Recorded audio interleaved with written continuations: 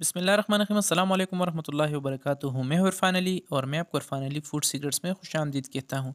दोस्तों, आज मैं एक बार फिर आपके लिए बहुत आसान और मज़ेदार रेसिपी लाया हूँ। अगर आप कम टाइम में कुछ चटपटा और मज़ेदार बनाना चाहते हो तो ये रेसिपी आपके लिए बेस्ट है, क्योंकि इस पर ख़र्चा भी बहुत कम आता है और इसका जायका भी बहुत ज़बरदस्त और लाजवाब होता है। तो चलिए फ्रेंड, स्टार्ट करते हैं इस मज़ेदार सी वीडियो को।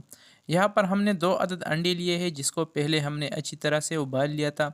उबालने के बाद अंडों का छिलका हमने रिमूव किया है और इसको हमने छोटे छोटे पीसीज में काट लिया है, आप इसे देख सकते हो।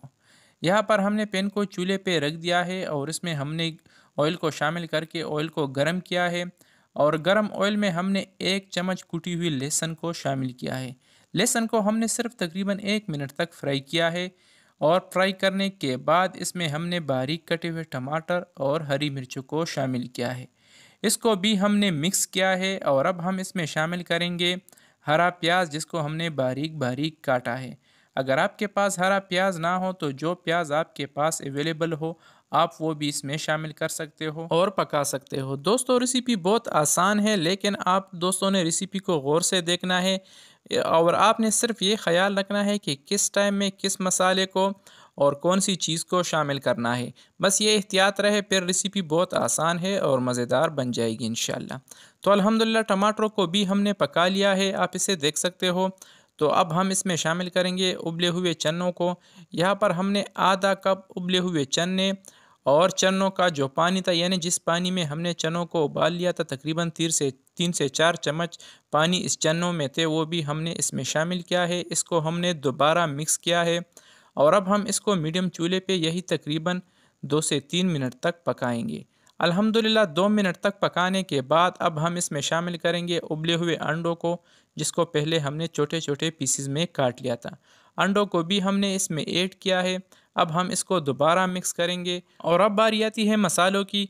तो हम इसमें ज़्यादा मसाले भी शामिल नहीं करेंगे। तो यहाँ पर हम मसालों में सबसे पहले हमारे पास है कढ़ाई गोश्त मसाला। 1 टीस्पून यानी 1 चम्मच कढ़ाई गोश्त मसाला हम इसमें शामिल करेंगे। आधा चम्मच साबुत ज़ीरे का हम इसमें ऐड करेंगे और आधा चम्मच गरम मसाले का पाउडर हम इसमें शामिल करेंगे।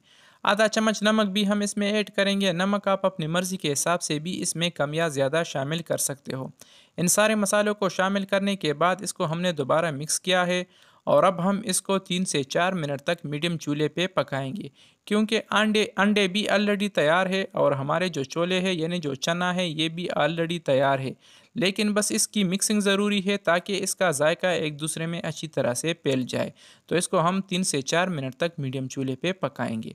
अल्हम्दुलिल्लाह तकरीबन 4 मिनट तक पकाने के बाद हमारी अंडों और छोलों की जो मज़ेदार रेसिपी है ये तैयार है, रेडी है। तो यहाँ पर अब हम चूल्हा बंद करेंगे और इसको डिश आउट करेंगे और इसका फाइनल लुक भी हम आपको दिखाएंगे।